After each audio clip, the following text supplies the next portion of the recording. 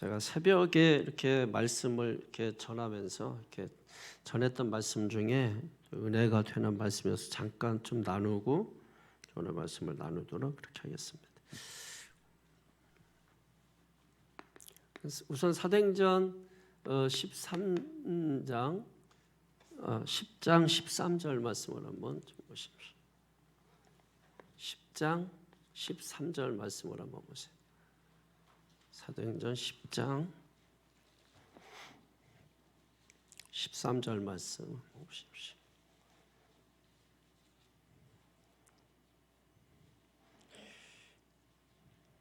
시작. 또 소리가 있을 때 베드로야 일어나 잡아먹으라 하거늘. 아멘. 지금 이게 잡아먹으라 그러니까 먹는 얘기 하는 것으로 착각할 수가 있어요.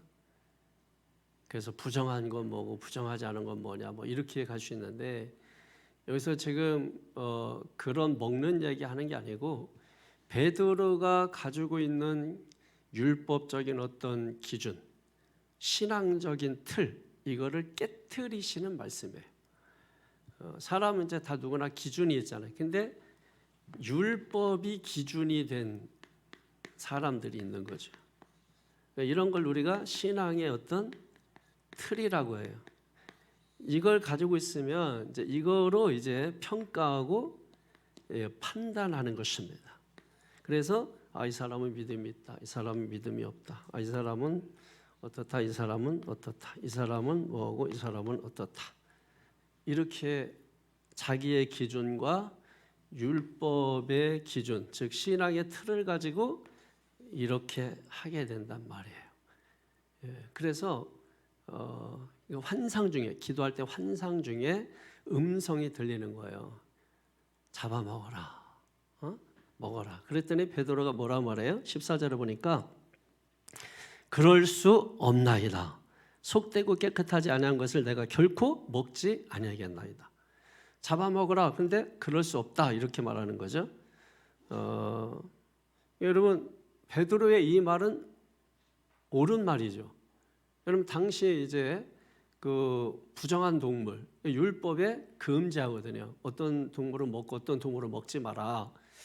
그래서 율법에 부정한 동물로 돼 있기 때문에 저는 먹지 않았습니다. 먹지 않습니다. 이렇게 대답을 한 거죠. 이게 주님 말씀에 불순종했다 그런 개념이 아니고 자기는 율법 기준대로 한다 이런 뜻입니다. 그러자 주님께서 다시 음성을 들려주시는 거예요. 15절에 하나님께서 깨끗하게 하신 것을 네가 속되다 하지 말라. 하나님이 깨끗하게 하신 것을 네가 속되다 하지 마라. 자, 이게 이제 사도행전 10장의 전체 개념이에요. 거기에 이제 고넬료 이방인 고넬료가 나오는데, 그러니까 하나님의 복음이 지금 유대인에게서 이방인에게로 옮겨가는 게 아니라 확장되는 개념이에요. 이걸 지금 설명을 해주는 겁니다. 이 음식 얘기라는 이걸 가지고 너희들이 그렇게 율법의 기준 가지고 철저하게 이렇게 지키느냐? 그런데 여러분 이런 우리의 기준보다도 우리의 어떤 교리보다도 앞서는 것이 하나님의 말씀입니다. 그 말씀에 주님이 15절에 그렇게 말씀하시고 내가 깨끗하다 한 것을 네가 왜 더럽다느냐? 내가 깨끗하게 한 것을 네가 왜 더럽다고 하느냐? 여러분 우리가 볼 때는 기준에 볼 때 제 목사의 기준으로 볼 때 여러분 만약에 커트라인을 정해서 교회에 들여보내고 안 들여보낸다 그러면 여기 있는 사람들 가운데 3분의 1은 나가야 돼요. 아니 3분의 1가 아니라 전체가 나가야 될 수도 있어요. 전체가. 제 기준으로 본다면. 또 특별히 율법의 기준으로 본다면 다 나가야 돼. 다 나가야 된다. 근데 여러분 하나님께서 이 사람이 부족하고 많이 연약하고 그러지만은 하나님이 이 사람을 깨끗하다고 말씀하셨다. 근데 너희들은 왜 이 사람을 더럽다고 하느냐? 네 기준 가지고, 네 신앙의 틀 가지고. 여러분 우리가 그럴 때 많이 있지 않습니까? 하지 말라는 거예요. 유대인의 입장에서 이방인을 바라볼 때 부족하단 말이에요. 부족한 게 많단 말이에요. 그렇게 하지 말라는 거예요. 내가 이 사람도 깨끗하게 했다. 내가 저 사람도 깨끗하게 했다. 네 기준으로 볼 때, 율법의 기준으로, 네 신앙의 틀로 볼 때 부족하지만은 내가 그 사람을 깨끗하다고 했다. 내가 그 사람을 거룩하게 했다. 내가 거룩하게 한 것을 네가 왜 율법의 기준 가지고 먹지 않겠다. 왜 그런 말 하느냐. 너의 신앙의 틀을 뭐예요? 깨트리라는 것입니다. 우리의 신앙의 기준, 율법적 기준을 깨트리라는 거예요. 믿습니까? 이런 관점에서 저를 볼 때도 마찬가지야. 여러 가지 돌아오면 부족한 게 많고 연약한 게 많죠. 그런데 하나님께서 나를 깨끗하게 하셨구나. 그래서 하나님이 나를 받아주셨구나. 우리가 아직 죄인 되었을 때 하나님이 먼저 우리를 사랑해 놓으시고 구원하셨구나. 믿습니까? 구원해 놓고 사랑하신 거예요. 어? 그럼 뭐가 먼저예요? 하나님의 사랑이 먼저죠. 하나님의 사랑을 주셔서 우리를 구원해 놓고 변화가 먼저가 아니라 구원이 먼저인 거죠. 그러니까 우리는 변화를 얘기하지만 변화는 저 끄트머리에 있어요. 하나님은 우리에게 사랑을 먼저 주시고 그리고 구원을 먼저 해놓고 그리고 변화시켜 가시는 것이거든요. 그런데 우리는 이제 시작도 못했는데 아직 출발도 못했는데 이제 가려고 하는데 이제 조금 갔는데 내 기준으로 보니까 아주 부족하고 미흡하고 그래서 우리가 판단하고 평가할 때가 많이 있다는 얘기입니다. 그래서 이 말씀에 저 자신도 그렇구나, 그렇지, 부족한데 연약한데 그럼에도 불구하고 하나님이 거룩하다 하시고 나를 받아주셨는데 깨끗하다고 받아주셨는데 내가 뭐라고 나는 누구를 판단하고 평가하고 내가 심판자 위치에서 하나님 자리에서 교만하게 그렇게 사람들을 더럽다, 너는 자격이 안 된다, 자격을 운운하고. 여러분 우리가 하나님 앞에서 하나님의 은혜 앞에서 자격을 따질 것입니까? 절대로 우리는 하나님의 은혜 앞에서 자격을 따지는 존재가 아닙니다. 오직 감사해야 되는 존재입니다. 여러분 이 사실을 깨닫고 하나님이 나를 거룩하게 하셨다. 하나님 나를 깨끗하게 하셨다. 그리고 다른 사람도 마찬가지로 하나님이 깨끗하게 하셨다. 하나님이 거룩하게 하셨다. 그러므로 여러분이 그 사람들을 어떻게 하는 거예요? 사랑하는 거죠. 보듬어 주는 거죠. 붙들어 주는 거죠. 할렐루야. 자기 기준을 버리시기를 바랍니다. 이게 뭐한 사람들은 겉과 속이 달라요. 이게 바리새인이고 사두개인들 아니에요. 겉과 속이 다르단 말이에요. 겉으로는 종교적인데 속으로는 종교적이지 않은 거예요. 그래서 우리가 이 말씀을 그다음에 또 하나는 시편 84편 11절을 찾아보세요. 시편 84편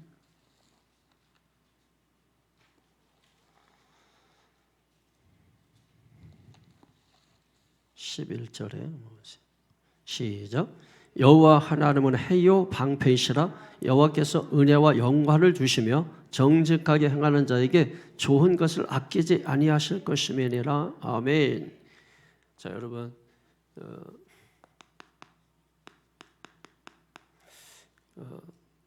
너무 복된 말씀을 함께 나누고 싶어서 여기 보니까 하나님은 뭐라 그랬어요? 하나님은 해와 방패가 되신다. 하나님이 해라고 말씀해. 해가 뭐죠?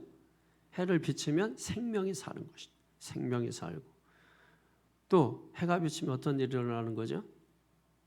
성장하게 되고. 예수님이 우리의 빛이라고 했잖아요. 예수는 우리의 빛입니다. 요한복음 1장 5절, 1장 9절, 에베소 4장 8절, 또 요한복음 8장 12절. 다 예수님 빛이라고 말씀합니다. 빛이 우리에게 비치면 어떻게 돼요? 우리가 살아나는 것입니다. 소성케 되는 것입니다. 죽어가는 곳에 생명이 일어나는 것입니다. 성장이 일어나는 것이에요. 그래서 예수님이 우리의 생명인 거죠. 그리고 예수님 우리의 뭐가 되신다고? 방패. 삶의 위협으로부터 우리를 보호해 주시고 지켜주시는 것입니다. 영적인 공격으로부터 우리를 지켜주시고 보호해 주시는 것입니다. 그러니까 하나님이 우리의 해와 방패가 되신다. 그 하나님을 여러분 주님으로 모셔드리기를 축원합니다. 그리고 그 하나님께서 우리에게 뭘 주세요? 은혜와 영화를 주신다 그랬어요. 은혜와 영화를. 은혜는 뭐냐면 현재 우리가 살아가는 쉼을 은혜라고 말하는 거예요. 현재 우리가 살아가는 쉼, 그걸 주시는 분이란 말이에요. 은혜, 현재. 그 다음에 영화는 뭐냐면 미래의 하나님 나라에 대한 소망이죠. 하나님 나라에 대한 소망. 여러분 이번에 이제 그 교역자 회의하느냐고 교회를 갔는데 보니까 이제 촛불을 하면서 그 앞에 이제 그 프랭카드에다가 희망, 뭐 이제 또 기쁨, 희망, 그다음에 사랑, 뭐 기쁨, 뭐 소망, 뭐 이렇게 색깔별로 뭐 있잖아요. 그 의미하는 게. 근데 보니까 희망 이렇게 썼더라고요. 희망은 세상적인 표현이에요. 예? 희망이라는 거는 우리 기독교인들은 소망이라는 말을 쓰는 것이 희망이라고 썼다고 지옥 가는 건 아닙니다. 그런데 희망이라고 하는 것은 뭐냐면 되면 좋고 안 되면 좋고 안 지면 어쩔 수 없고 뭐 이런 이제 막연한 거를 말하는 거예요. 세상 사람들이 갖는 걸 희망이라고. 기독교인들은 뭐냐면 소망이라고 그래. 소망은 약속이 있는 거예요. 약속. 그 약속을 믿고 바라보는 거고 희망은 약속이라는 게 없어. 그냥 막연한 기대를 말하는 거예요. 근데 교회에서도 자꾸 희망이라 이게 왜냐면 이 희망이 좀 순화된 표현 같잖아요.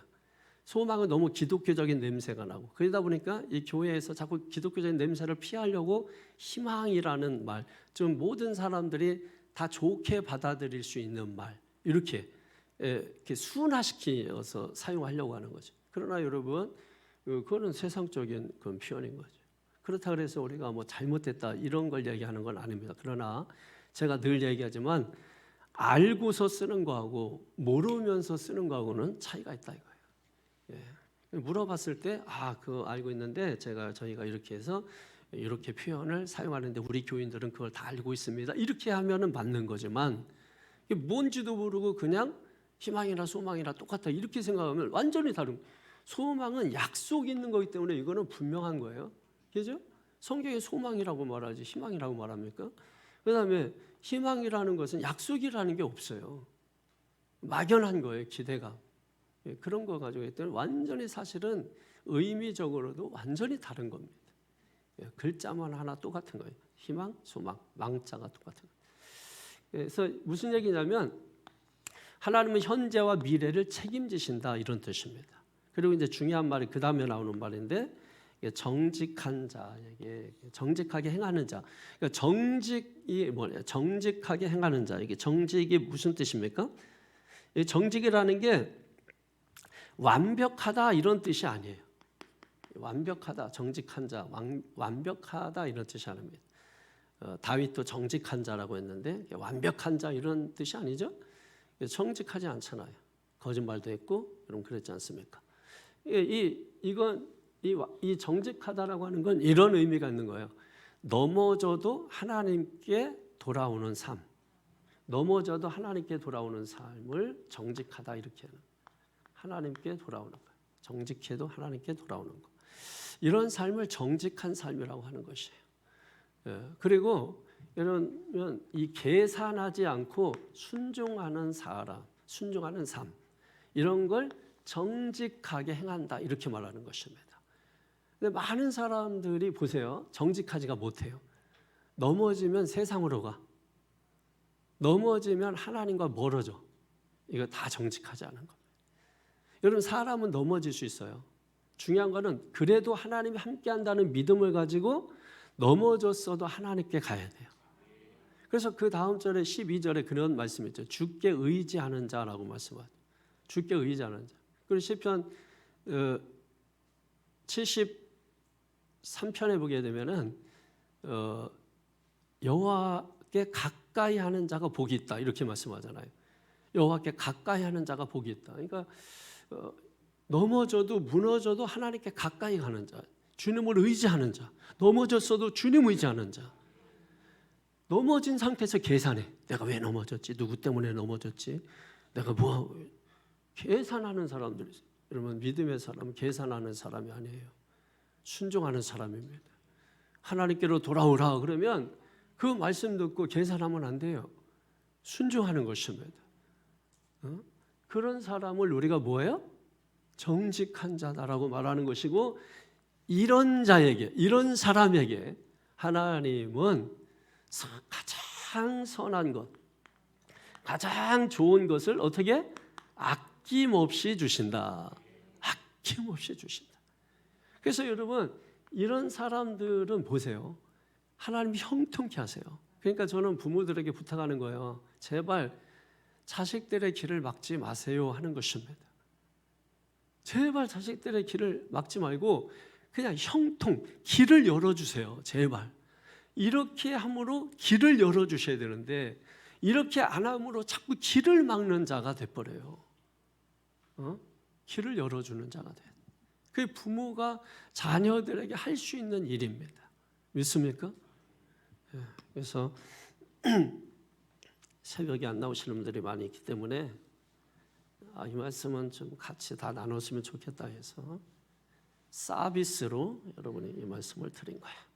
자, 오늘 시편 18편 31절 말씀이죠. 거기 보면 두 가지를 말씀하는 거예요. 첫 번째는 뭐겠어요? 응?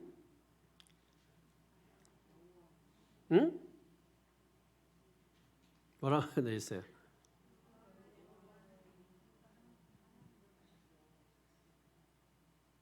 여호와가 하나님이냐?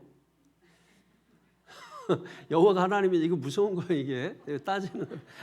여기에서는 이제 유일하신 하나님을 말씀하는 거죠. 유일하신 하나님. 두 번째로는 뭐겠어요? 그 하나님이 나의 반석이시다. 이 말씀을 하고 싶은 겁니다. 자, 다시 한번 31절 한번 시작. 여호와 외에 누가 하나님이며 우리 하나님 외에 누가 반석이냐. 아멘. 사실은 이 고백은 젊었을 때 삶의 열정 가운데 드린 고백이 아니고, 실제적으로 이 고백은 시편 18편 자체가 그렇습니다. 다윗이 그 전쟁과 위기 속에서 고백한 신앙 고백이에요. 어떤 상황에서? 위기 속에서. 어떤 위기가 있었어요? 사울이 죽이려고 쫓아다녀요. 그리고 이 다윗의 많은 원수들이 있었어요. 그 원수들이 다윗을 죽이려고 했을 때 다윗이 이제 광야로 도망 다니잖아요. 그러니까 여러분, 다윗의 삶을 보면은 우리는 이제 동경하는데, 다윗의 삶은 그가 왕이 되기 전까지는 왕궁의 화려한 삶이 아니에요. 광야에 버려진 삶, 도망자의 삶. 그게 이제 그 다윗의 삶이거든요. 그러니까 다윗을 동경하려면 그의 과거도 알아야 되잖아요. 그래서 그가 어떻게 복을 받아서 왕이 될 수 없는 사람인데 왕이 되고 통일 왕국을 이룰 수가 있었을까 하는 것을 우리가 바라봐야 하나님의 말씀의 의도를 깨달아 알 수가 있는 것이죠. 일단은 여기 보니까 여호와 외에 누가 하나님이며, 여호와 외에 누가 하나님이냐 이렇게 말씀하는 거죠. 하나님. 근데 그 여호와 외에, 이거는 어떤 의미가 있어요? 여호와 외에. 자꾸 이해가 안 될 때는 계속해서 그 말을 반복하면 여호와 외에 다른 분은 없다 이렇게 되잖아요, 그죠? 여호와 외에. 그러니까 다른 분은 없다. 그러니까 편파적인 고백이에요. 이 고백은 그렇잖아요. 많은 신들이 있잖아. 세상에는 많은 신들이 있잖아. 그래서 우리가 그 많은 신들을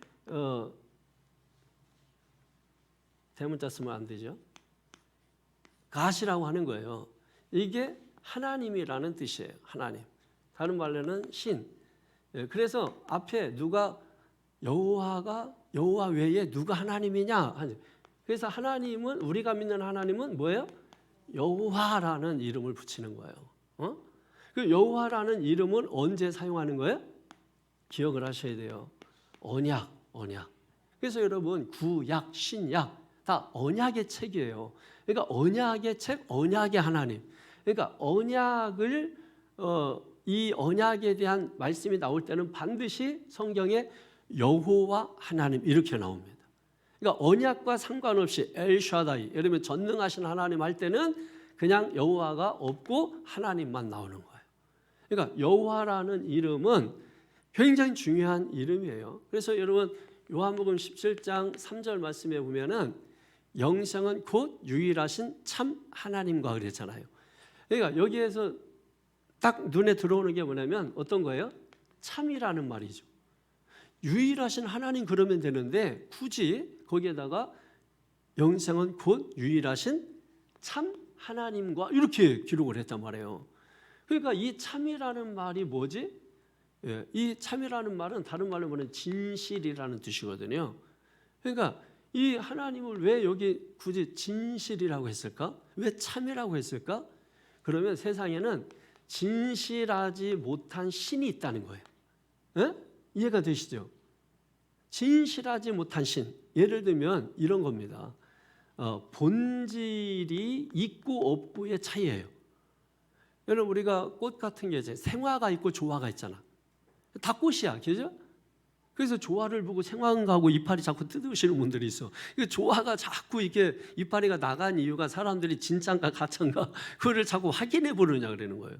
예? 생화도 자꾸 이파리가 자꾸 나가. 확인하는 거예요. 왜냐면 조화가 너무 생화 같고 생화가 조화 같고 뭐 이래가지고 확인을 하느냐고 만져봐야 되거든. 도마가 예수님 옆구리에 만져봤잖아. 진짜입니까? 하고서 만져봤잖아요. 그러니까 야 만지지 않고 믿는 게 진짜야 이렇게 얘기했는데 근데도 만져봐. 사람은 자꾸 확인을 하고 싶은 거거든. 여러분 그러면은 생각해 보세요. 생화하고 이 조화의 차이가 뭐예요? 본질의 차이예요. 생명이 있고 없고. 그럼 이게 중요해요, 중요하지 않아요?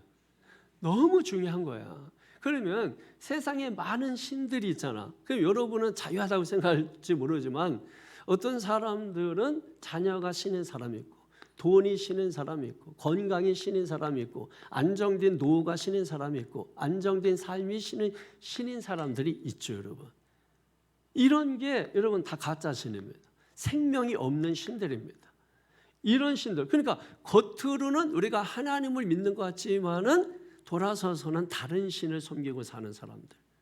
예? 다 보입니다, 여러분. 그런데도 불구하고 여러분을 하나님의 자녀로 여겨주시는 게 뭐라고요? 은혜라고요. 은혜라고. 다 보이는데도 불구하고 불심판 내리지 않고 여러분 그럼에도 불구하고 속아주시는 거. 여러분 하나님이 속아주시는 거지. 다 속아주시는 거. 요즘은 이제 좀 그렇지 않지만 옛날에는 속이기가 쉬웠어요. 뭐 특별히 뭐 검증할 수 있는 게 많이 없었어요. 그래서 엄마 참고서 사게 10,000원인데 15,000원 주세요. 그래서 아유 책값이 왜 이렇게 비싸? 엄마들은 무조건 첫 번째가 책값이 왜 이렇게 비싸냐 그러면 이제 아니 책값이 오른 게 내 책임이에요. 하고 이제 그러면은 짜증 내면 엄마들은 또 주어요. 예, 주고. 그래가지고 10,000원짜리 15,000원 받아가지고 5,000원은 내가 이마에 포켓하고 그리고 이제 10,000원 가지고 참고서 사고 참고서 샀다고 막 이렇게 보여주는 거죠, 여러분. 그런 적이 많이 있었어요. 그 나중에 저희 어머니가 이제 한참 지나가지고서 이제 좀 커가지고 그 말씀을 네가 참 학교 다니면서 많이 속였지 그러더라고요. 그래서 아니 아셨어요? 그랬더니 다 알지. 속아주셨다는 거지. 속아주셨다는 거지. 다 알면서 속아주시는 거예요. 여러분 하나님께서 여러분 머리 털어까지 세시는 하나님이신데 예? 다 속아 넘어가 주는 거예요. 믿음 있는 척하고 이렇게 앉아 있어도 하나님은 다 심령을 꿰뚫어 보신단 말이에요. 그럼에도 불구하고 속아주시는 게 은혜입니다. 할렐루야. 그러니까 아까 얘기한 대로 정직한 자가 되세요. 계산하려고 하지 말고 순종하는 사람이 되세요. 따지지 말고 이런 순종하는 사람이 되세요. 하나님 말씀은 무조건 아멘만 있는 거예요. 고린도서 1장 20절에 아멘하여 영광을 돌려라. 계시록에 아멘이신 주님이시요. 할렐루야. 그러니까 아멘 하는 사람은 주님 하는 사람이고 주님 하는 사람은 그 사람을 위해서 주님이 대신 죽어주십니다. 여러분 이거는 우리가 몰라도 우리가 제가 논리적으로 말하는 걸 여러분이 몰라도 하나님은 그렇게 하십니다. 그래서 은혜라고 말하는 것입니다. 그게 은혜 위에 은혜입니다. 나를 구원해 주신 게 은혜인 줄 알았는데 내가 몰라도 하나님이 현재와 미래를 지켜주신다. 은혜 위에 은혜입니다. 할렐루야. 여러분 먹을 때는 쌓고 쌓고 쌓고 또 쌓고 또 쌓는데 또 쌓고 이걸 할 줄 알면서 은혜 좀 쌓으세요. 에? 상처 났다고 여러분 그냥 아파서 죽겠다고 하지 말고 상처 나면 그 위에 또 약도 바르고 못도 붙이고 뭐 해서 여러분 하시지 않습니까? 하나님께서 저와 여러분들의 삶을 잘 만져주시는 것이 보담아 주시는 것입니다. 할렐루야. 너무 감사하잖아요. 그러니까 세상에 많은 신들이 있는 거야. 가짜 신들이. 그러니까 가짜라고 하는 게 어떤 의미냐면 여러분 생활을 진짜 꾸시고 좋아하는 가짜 꾸시잖아요. 이 차이예요. 무슨 차이다? 본질의 차이다. 본질은 뭐다? 생명이 있고 없고의 차이다. 그래서 따져 들어가면 그 차이는 더 벌어지는 거예요. 처음에 볼 때는 비슷해. 이게 좋아요, 생화예요? 그러면 더 벌어져. 근데 이거 생명이 있어요, 없어요? 그러면 더 벌어지는 거야. 이해되시죠? 예. 그러니까 우리는 참 하나님을 믿는 자들입니다. 참 하나님을 믿는 자들입니다. 예. 그래서 이 세상의 이 신들은 다 변하고 무너지고 깨지고 부서집니다. 하나님은 뭐예요? 무너지지 않습니다. 그래서 그 다음에 나오는 말이 뭡니까? 누가 하나님 외에 누가 반석이냐? 여러분 반석 얘기가 나오는 겁니다. 반석. 여러분의 하나님은 누구예요? 여러분의 하나님은 누구이십니까? 물어보잖아. 예? 여러분의 반석은 누구이십니까? 예? 자, 그거는 이제 말씀 다 끝나고 여러분이 정리가 될 겁니다. 여러분 반석이다. 하나님이 나의 반석이시다. 여기에서 또 눈에 확 들어오는 말씀, 전반부 말씀 말고 후반부 말씀 중에 짧은 말씀이지만은 눈에 확 들어오는 단어가 하나가 있어요. 뭐예요? 반석이 첫 번째 들어오는 사람이 종교적 틀에 아주 갇혀 있는 사람이. 에? 에? 우리라는 단어, 우리. 여러분 다른 거는 당연한 거잖아. 그런데 굳이 또 우리라는 말을 넣잖아요. 이거는 의도적인 거야. 의도적으로 넣는 거야. 아까 참 그것도 뭐예요? 의도적으로 넣은 거야. 그러니까 나머지는 뭐예요? 당연한 얘기 하고 있는 거잖아. 그런데 참 의도적으로 넣은 거야. 뭔가를 강조하려고. 이것도 마찬가지죠. 어? 우리라는 말을 의도적으로 넣어서 뭔가를 강조하려는 거야. 그러니까 우리가 믿는 이 유일하신 여호와 외에 누가 하나님이며 했던 것처럼 그 하나님이 다른 신들과 똑같은 하나님이 아니라 유일하신 하나님이시다. 뭐 풍요의 신, 전쟁의 신, 다산의 신, 뭐 여러 가지 신들이 많이 존재하지만 그 가운데 진짜 신은 여호와 하나님이시다. 그 얘기를 지금 하고 있는 것이에요. 그런데 그 하나님이 누구의 하나님이냐 이거예요. 그 하나님이 누구의 하나님이냐는 거예요. 남의 하나님이 아니고 나의 하나님이고 복수를 할 때는 뭐예요? 우리 하나님이 되는 거예요. 그러니까 이 말 속에는 나의 하나님이 포함되어 있는 표현인 겁니다. 그러니까 나의 하나님, 우리 하나님이시란 말이에요. 남의 하나님이 아니란 말이에요. 우리가 만들어 놓은 그런 저기 계신 하나님이 아니란 말이에요. 이 유일하신 하나님은 나의 하나님이신데 우리 하나님이신데 그 하나님은 우리의 뭐가 되신다고요? 반석이 되신다고요. 반석이 뭐예요? 반석. 응? 반석이 뭐예요? 바위예요? 이거는 단순히 돌, 바위 개념을 설명하는 게 아니죠. 한마디로 말하면 반석이라는 것은 우리의 어떤 기초를 말하는 거죠.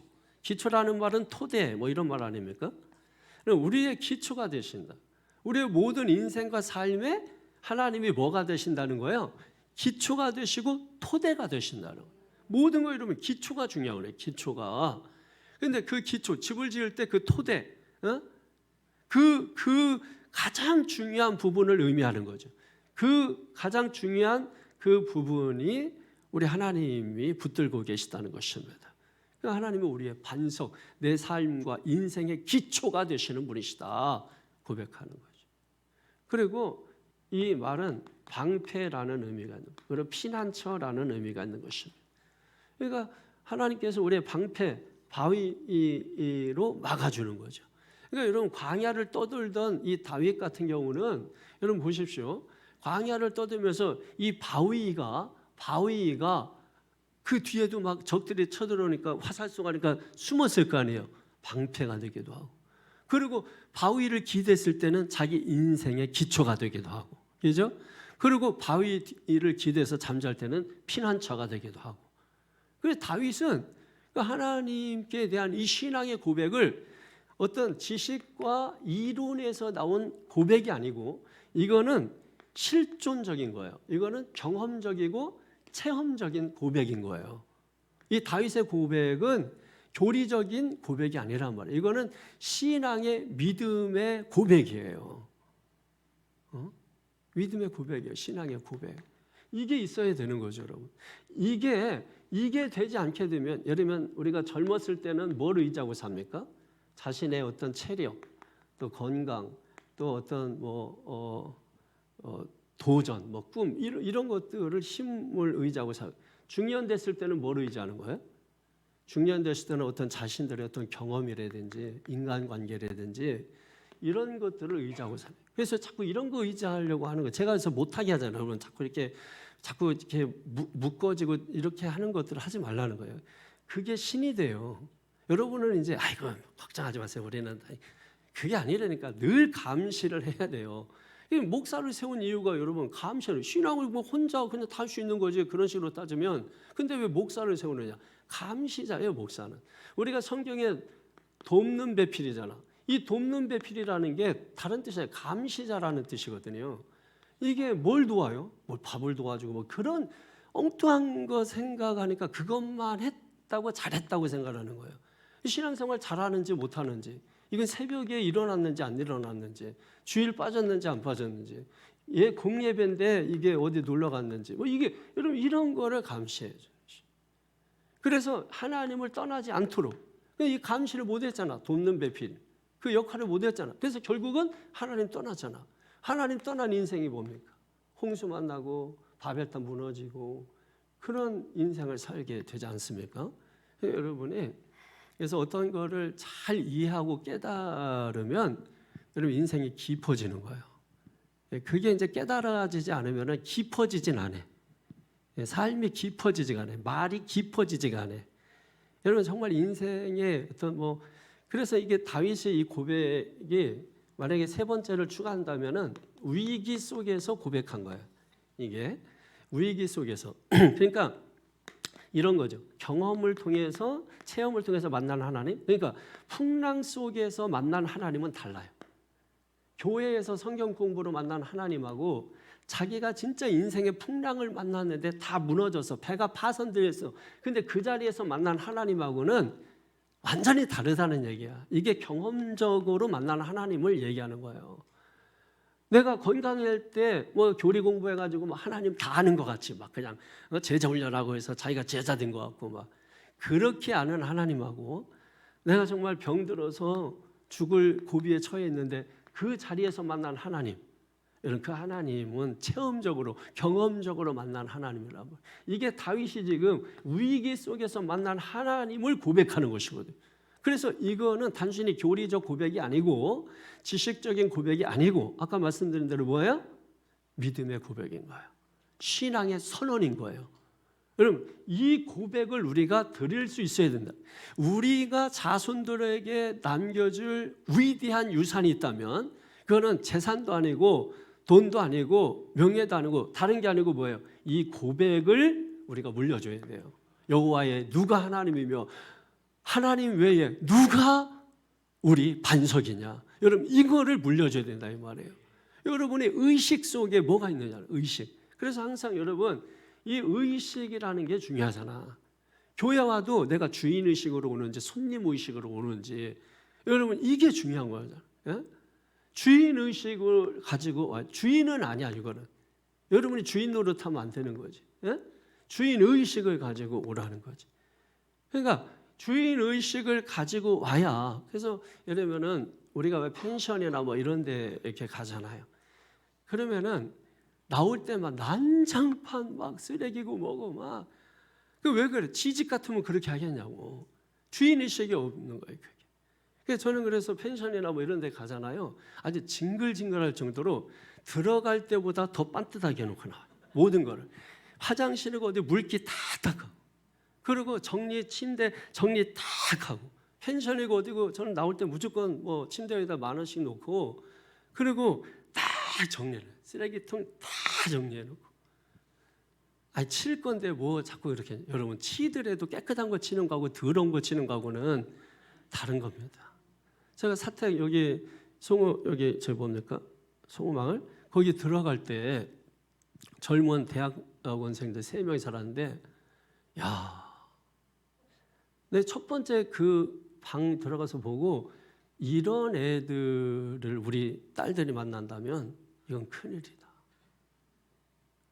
아무리 뭐 똑똑하고 뭐 하면 뭐합니까? 완전히 돼지우리보다도 더 지저분해. 어떻게 그렇게 막 방바닥에 다 깔아놓고 먹는 거 쓰레기 다 막 옆에 다 있는데 그러니까 제가 들어가니까 천국이 되는 거예요. 거기가 다 치고 쓰레기가. 그래서 여러분도 저는 여러분에게 마음의 쓰레기통 하나씩 준비했으면 좋겠어요. 마음의 쓰레기통. 여러분 하는 말 중에 쓰레기 많아. 여러분이 하루에 뇌까리는 말들 중에서 쓰레기 같은 말 진짜 많아. 에? 쓰레기 같은 말 많아요. 여러분 쓰레기는 어떻게 하는 거야? 따로 모으는 거야. 한쪽에 쓰레기통 여러분 아무리 깨끗해도 여러분 쓰레기통은 있는 거야 집에. 왜? 아무리 깨끗해도 쓰레기가 나와. 깨끗한 집에 쓰레기가 더 나와. 희한해. 제 서재에 뭐 아무것도 안 나올 것 같아. 먼지 안 나오고 막 하는데 쓰레기가 나올 게 없는 것 같은데 일주일에 쓰레기통을 제가 한번 비우고 또 벼요. 뭐 그렇게 나오는지. 여러분 쓰레기통이 없으면은 지저분해지죠. 그러니까 여러분의 마음에도 쓰레기통을 하나씩 가지고 있다가 그래서 누가 어떤 말하고 저런 말하고 그러면 이건 쓰레기다 그러면은 쓰레기통에 넣어버려. 그걸 쓰레기통에 넣은 거를 다시 확인하고 또 가서 끄집어보고 이러는 사람 없잖아. 빨리 모아가지고 버리고 싶잖아 쓰레기통은. 그래서 빨리 차기를 바라는 거지. 그래서 뭐라도 채워서 빨리 버리려고 하는 거지. 근데 그걸 쓰레기통을 버려놓고 나서 다시 뚜껑 열고 냄새도 맡아보고 아이고 쓰레기야 뭐하고 나하고 친했었는데 뭐하고 막 여러분 이러지 않지 않습니까? 그러니까 여러분 우리 성도님들이 하는 말 중에 또 어떤 때 제가 하는 말도 여러분 쓰레기가 많아요. 쓰레기 같은 말. 그러니까 이런 말들은 그냥 마음의 쓰레기통에 담고 그거 버리면 돼. 저도 여러분이 수도 없이 하는 말들 거의 99.9% 쓰레기입니다. 그래서 제가 여러분들 말 안 들어요. 여러분이 하는 말들은 거의 귓등으로 듣습니다. 저는 하나님 말씀 외에는 여러분이 하는 말이든 그게 누가 하는 말이라도 저는 귓등으로 들어요. 그래서 그게 뭐 누가 무슨 말을 했지 그러면 저는 몰라요. 지난번에 뭐 했을 때 나 모르는데 아무것도 몰라. 하나님의 말씀한 거는 다 기억해요. 근데 사람이 한 말은 별로 기억도 안 나고 이렇게 왜냐면 이미 버렸거든. 쓰레기통에 다 그때 목사님 그때 하시면 다 버렸는데 이게 말은 안 하지만은 다 버린 거야. 왜 쓸데없는 이게 뭐 이렇게 별로 그렇게 필요하지. 왜냐면 뭐 어디 투자 얘기하고 주식 얘기하고 뭐 노후 얘기하고 뭐 이러면 다 쓰레기통 들어가지. 그런 거는 저는 베드로 얘기하고 뭐 안드레 얘기하고 이런 거는 전부 이제 제가 담지만은 그 외에는 다 쓰레기통에 집어. 남편 아내가 하는 말도 쓰레기 많아요. 쓰레기 같은 말. 그러니까 그런 말도 여러분이 그거 가지고서 여러분 쓰레기 가지고 상처받는 사람 있어요? 빨리 버려요. 버려서 냉장고에다 놓지 말고 쓰레기를 냉장고 문 열고 안에다 넣어놓고 열 때마다 냄새 난다고. 여러분 이러시면 되겠어 안 되겠어? 안 되겠지.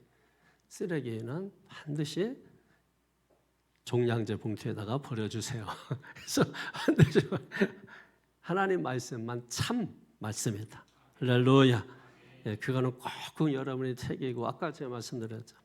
사도행전 14장 10절, 시편 84편 11절 말씀, 그리고 시편 84편 12절, 시편 73편 28절인가 27절인가.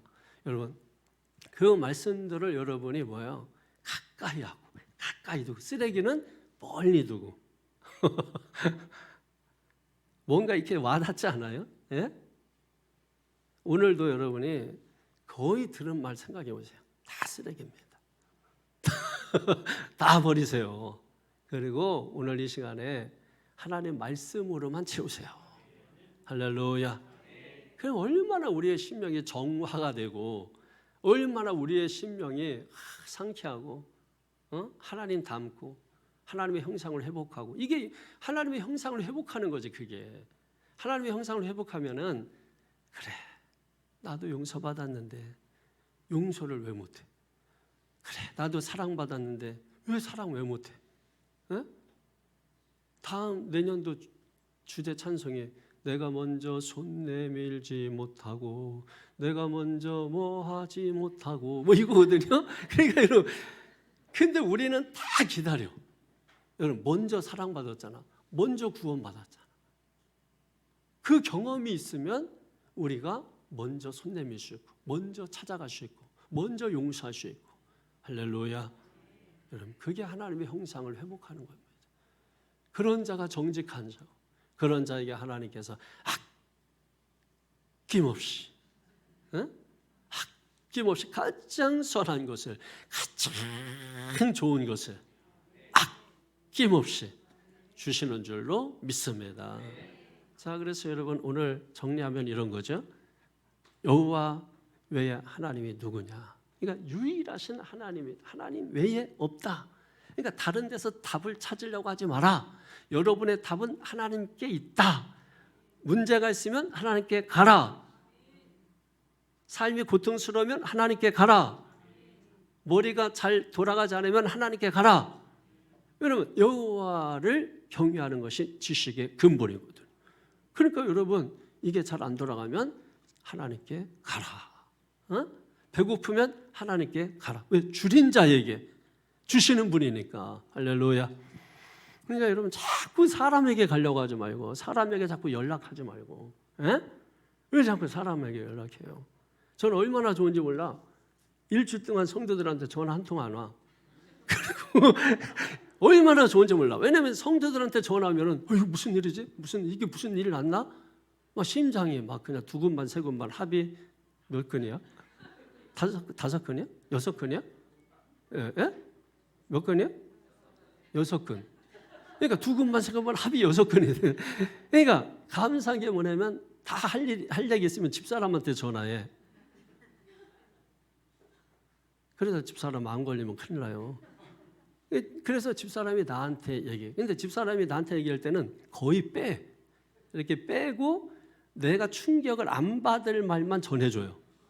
그러니까 나는 들어도 별로 충격이 없어. 그래서 아무 일 없는 듯이 살아. 그러니까 여러분 참 우리가 살아가는 게 내 힘으로 사는 게 아니구나. 모든 게 다 파이프가 있는 이유가 있어요. 파이프가 있는 게 있고, 여러분 뭐 생수라고 좋아하지만은 미네랄 다 죽여도 여러분 생수 마시는 이유가 뭐예요? 그 정수하는 그 뭐라 그래요? 필터가 있잖아, 필터. 그게 여러분 파이프 아닙니까?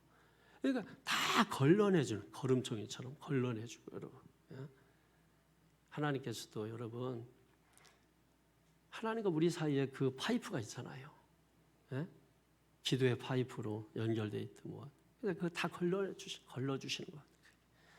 그 은혜로 사는 거예요. 그래서 우리는 다 내가 혼자 잘나서 내가 뭐해서 사는 것 같고, 내가 잘나서 뭐 하는 것 같지만은 그렇지가 않다. 하나님이 하나님 다 도와주시고 함께 해주시고. 할렐루야.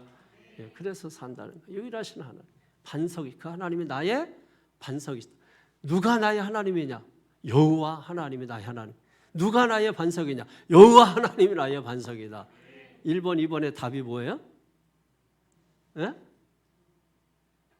이렇게 해주고 금방 시험 보는데도 여호와 하나님이죠. 여호와 하나님이신 것이. 그런데 이 고백이 어디에서 했다? 환경 좋은 데서 했다? 아니죠. 이거 이렇게 하면 되지. 어? 배부르고 막 좋을 때 했다? 아니죠. 아니고 언제 했다? 위기 속에서 했다. 위기 속에서. 이 위기 속에서 이 고백할 줄 아는 게 여러분 능력이에요. 이걸 우리가 이런 걸 능력이라고 하는 거예요. 이 능력은 우리의 삶에 어디에서 나타나요? 현장에서 나타나는 거예요. 예? 이 능력이 이렇게 해서 이렇게. 그러니까 우리가 말씀을 배우는 게 그냥 지식으로 끝나는 게 아니에요. 그 지식이 적용되는 걸 지혜라고 하는데 지식이 적용되지 않으면 그냥 종교로 끝나. 종교가 신앙이 되는 게 삶의 현장으로 나타나는 것이거든요. 가나안 땅에 들어간 건 종교야. 근데 거기에 젖밥거리 그러면 신앙이 되는 거예요. 그러니까 종교 생활하는 사람은 기쁨이 없고 신앙 생활하는 사람은 기쁨이. 이해되십니까? 예, 그러니까 사람들은 자꾸 똑같다고 생각을 해. 똑같이 교회 나온다고 생각하고 똑같이 예배 드리는데 왜 나는 안 되죠? 이래 가는데 여러분, 아까 얘기했잖아. 본질 있고 없고 생명이 있고 없고 이 차이가 있어요. 그 차이가 너무 중요한 거예요. 사람이 뭐예요? 산 사람이 있지만 죽은 사람이 있어요. 본질이 뭐예요? 생명이 있고 없고 이 차이가 얼마나 커요? 죽고 사는 문제인데 이렇게 하면은 너무 이게 중요하고 엄청난 거예요. 그래서 제가 본질을 이야기하는 거예요. 제가 이러면 지난번 강릉 국제방에 이렇게 집회를 갔었잖아요. 근데 가서 제가 한 게 뭐냐면 이 본질을 회복하자는 게 주제예요. 그랬더니 그 교회에 강릉 소망교회에 그 교회에 그 담임 목사님이 설교 듣고 그러고 나서 2년 후에 집회를 요청했어요. 그러니까 왜냐면 그 다 정해져 있어요. 2027년 7월에 제가 거기 집회를 또 갑니다.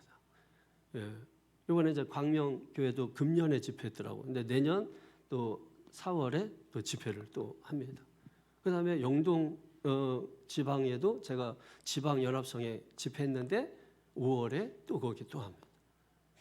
이거는 왜 이렇게 간던 데를 또 간다고? 설명 다 드렸잖아요. 제가 자세하게. 잘해서 그런 거야.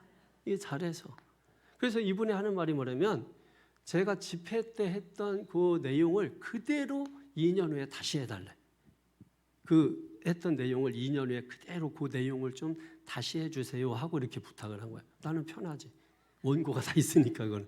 그때 또 준비하고 뭐 이렇게 안 하니까. 예, 그래서 여러분 본질이 그래서 굉장히 중요한 거예요. 중요한. 이번에도 필리핀 가서 그 우리 같이 가셔서 알지만은 왜 하자 그 집회 첫날 둘째 날 마치니까 그 필리핀에 1000명 모이는 담임 목사님이 그리고 교단이 200개 교회가 있는데 그 200개 교회 목사님들 세미나 그다음에 1000명 모이는 교회에 부흥회 바로 그 자리에서 요청했잖아요. 그리고 또 뭡니까 바기오 신학교 가서 집회했는데 그 바기오 신학교 그 학장이 그다음에 그 사람이 교단장이죠. 거기서 집회를 또 요청했잖아요. 그랬더니 요 바왕에 있는 그 교회에 왔던 주변에 있는 이 선교사님이 왔는데 그분이 내년에 감리교 선교사 회장이 되는데 선교사 그 집회에 강사로 와달라. 계속 요청하죠. 이게 왜 그러겠어요? 잘해서 그런 거죠. 그래서 요게 여러분 그래서 제가 요거 잘라내고 여기는 한 1000명 모이고 또 목사님들이 200명 모여서 가는 게 아니고 마닐라를 간 지가 한 30년이 넘었거든요. 그래서 이제 한번 가보려고 30년 동안 어떻게 변했는지 30년 전에 제가 갔었거든요. 피나토 마운틴이라는 그 지역하고 스모키 마운틴이라는 그 지역을 갔는데 지금 많이 다 변했다더라고. 그러니까 그래서 그랬지 제가 사람이 여기 1000명 모이고 교단 200명 모여서 가는 건 아닙니다. 오해할까 봐 이런 말씀들을. 예? 여러분 말씀도 여러분 그 말씀에 생명이 있느냐 생명이 없느냐 그게 중요한 거예요. 생명이 없으면 로고스, 생명이 있으면 레마. 그래서 여러분이 설교를 듣고만 있으면 로고스. 그 말씀이 데살로니가전서 2장 13절 하반절에 있는 것처럼 믿는 자 속에서 역사하면 레마. 똑같은 게 아니라니까. 똑같은 말씀 듣고 어떤 사람은 로고스로 집에 가는 사람이 있고 어떤 사람은 레마 붙들고 가는 사람이 있고. 그러면 역사는 신앙이 되려면 어디에 나타난다? 삶의 현장에 나타난다. 그러면 로고스는 삶의 현장에 안 나타나. 레마가 돼야 삶의 현장에 나타나는 거예요. 이때 우리가 변화가 일어나는 것입니다. 할렐루야. 그렇다고 변화가 뭐 엄청난 게 아니야. 여러분 지구가 1도 올라가는데 4,000년 걸린다고 했잖아. 여러분이 조금 변화되는 게 여러분 제가 생각할 때 그냥 여러분이 요 정도에서 요만큼 변화되는데 제가 계산을 해보니까 586년 걸리더라. 그러니까 여러분은 살아서 변화 못 됩니다. 그런데 놀라운 것은 그래서 제가 은혜라는 거야. 그런데도 불구하고 하나님은 우리가 전체가 변화된 거로 여겨주시는 거예요. 요 원리가 여러분 11조 원리하고 똑같은 거예요. 11조를 드리면 여러분 뭐예요? 그래서 막타워 군인들 막타워가 11m입니다. 가장 두려움을 느끼는 높이. 11조가 가장 두려움을 느끼는 물질이에요. 예, 그래서 11조를 잘 못하고 생활 11조를 스스로 만들어가지고 적게 내고 뭐 이렇게 했는데 이거를 여러분이 뛰어내리셔야 돼요. 막타워에서 이거 뛰어내리지 못하는 애들은 죽었다 깨나도 여기서 못 뛰어내립니다. 얻어맞다가 내려와요. 결국 나중에 뛰어내려. 계속 얻어맞으면 죽었다고 뛰어내리게 돼 있어요.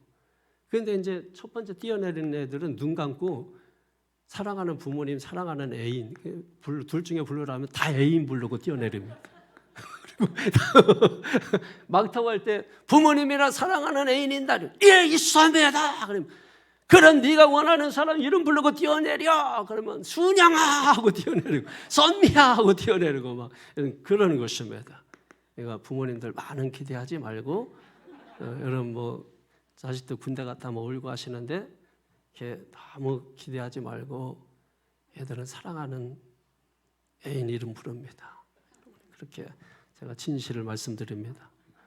그래서 11조 이게 똑같은 원리예요. 이 원리를 알면 성경 여러분 원리를 붙잡아야 돼요.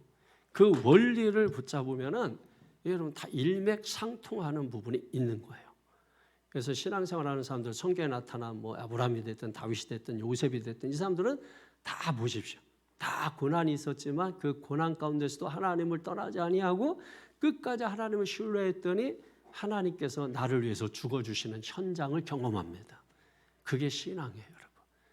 거기에는 반드시 표적이 나타나게 돼 있어요. 그래서 마감 16장 17절 이하에 보게 되면은 믿는 자들에게 이런 표적이 따르리니 그러면서 5가지 표적이 나타나는 겁니다. 그게 삶의 표적이에요. 이런 표적이 저와 여러분 가운데 나타나기를 주 예수 이름으로 축원합니다. 오늘 말씀을 여러분 생각하면서 이 말씀 부여잡고 하나님이 나의 유일하신 하나님이다. 이 말은 또 다른 말로 제가 바꿔드리면 하나님만이 나의 주권자가 되신다 이런 뜻입니다. 이거를 철저하게 인정해야 돼. 여러분 아브라함이 하나님의 주권을 인정하고 이삭이 하나님의 주권을 인정하고 요셉이 야곱이 하나님의 주권을 인정하고 그때까지 막 고생하는 거예요. 그 주권 인정할 때까지 하나님은 그 주권 인정하게 만드시느냐고 하시는 것입니다.